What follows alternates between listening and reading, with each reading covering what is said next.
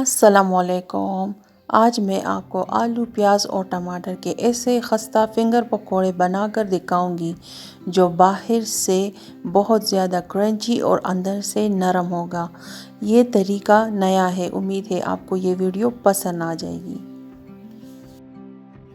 सबसे पहले एक बाउल लेंगे, इसमें स्लाइस बारीक कटा हुआ आलू और स्लाइस में टमाटर और स्लाइस में इसमें आप प्याज डालेंगे और थोड़ा सा हरी मिर्च। इन सब को बारीक बारीक स्लाइस करना है। अब हम इसमें डालेंगे बारीक कटा हुआ हरा धनिया और साथ में जाएगा इसमें नमक, काली मिर्च। नमक और काली मिर्च आप अपने जायके के मुताबिक इस्तेमाल कर सकते हैं। और साथ में जाएगा इसमें ज़ीरा, अनारदाना, थोड़ी सी अदरक और 2 जवे लहसुन के। इन तमाम अज्जा को दरदरा सा कूटना है, बस इसका बारीक पेस्ट नहीं बनाना, वरना पकोड़ों में इसका वो असली जायका ही नहीं आएगा। फ्राई करते समय अदरक और लहसुन के जो स्लाइस मुंह में आते हैं उसका अलग ही जायका और फ्लेवर आता है और इससे खुशबू भी बाहर आ जाएगी। तो आपने कोशिश करना है कि इसको सिर्फ मोटा मोटा कूटना है, पेस्ट बिल्कुल नहीं बनाना। अब यहाँ पर हम लेंगे 1 कप बेसन, इसमें बहुत थोड़ा बेसन जाता है।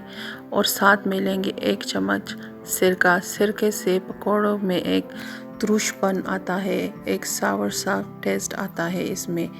ये पकौड़ों में बहुत अच्छा लगता है।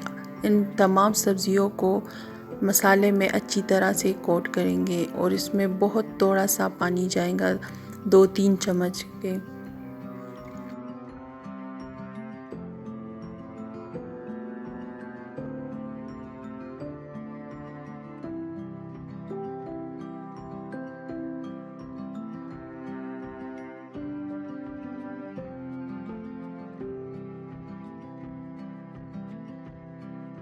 अब इसी स्टेज पर हम इसमें डालेंगे चुटकी भर सोडा। ये खाने का सोडा होता है। ये तभी आपने डालना है जब आपने इसे फ्राई करना हो। फ्राई करने से 5 मिनट पहले डालें। अगर आप पहले डालेंगे तो ये भूल जाएंगे और ऑयल भी ज़्यादा जज़ब करेगा। पैन में ऑयल डालकर दरमियानी आंच पर गरम करेंगे और इसे चेक करेंगे कि ऑयल कितना गर्म हो गया है। जब बारीक सा बुलबुले आने लगे तो ये रेडी है फ्राई करने के लिए। अब बारी बारी हम अब इसमें अपने पकोड़े डालेंगे और इसे दरमियानी आंच पर पकाएंगे, ना तेज़ आंच पर। इससे पकोड़े तो बाहर से पक जाएंगे लेकिन अंदर से कच्चे रहेंगे। और ना हल्की आंच पर।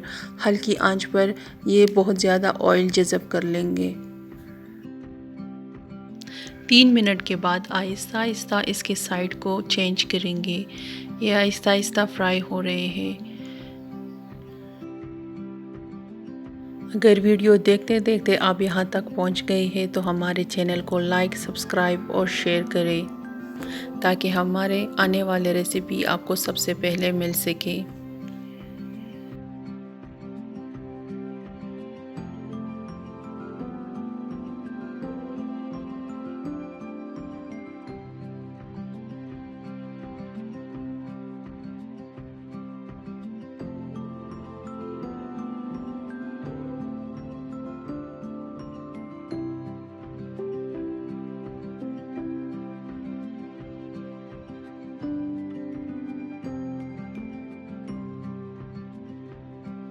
माशाल्लाह माशाल्लाह, ये चेक करें हमारे पकोड़े कितने अच्छे से गोल्डन ब्राउन हो चुके हैं और इस वक्त इसकी खुशबू भी बहुत ज़्यादा अच्छी है। अदरक और लहसुन से इसका टेस्ट और भी बढ़ गया है और खुशबू भी। ये देखें, ये अच्छी तरह फ्राई हो गए हैं और क्रिस्पी भी हो गए हैं।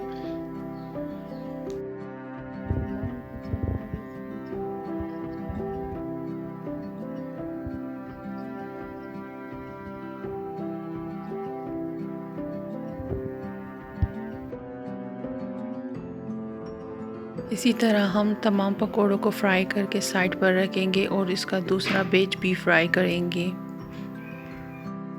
तो लीजिए, चेक करें, हमारे मज़ेदार खस्ता और क्रंची पकोड़े तैयार हो गए हैं। आप चेक करें इसका कलर और क्रंच। ये बाहर से क्रंची है और अंदर से नरम भी है। मीठे सोडे की वजह से ये बाहर से क्रंची और अंदर से नरम है, सॉफ्ट है। मुंह में जाते ही इसका अलग ही एक क्रंच है और घुल भी जाता है मुंह में। आप इसे चटनी और केचप के साथ सर्व करें। इसी रेसिपी के साथ हम लेते हैं आपसे इजाज़त। अपने दुआओं में याद रखें। अल्लाह हाफिज़।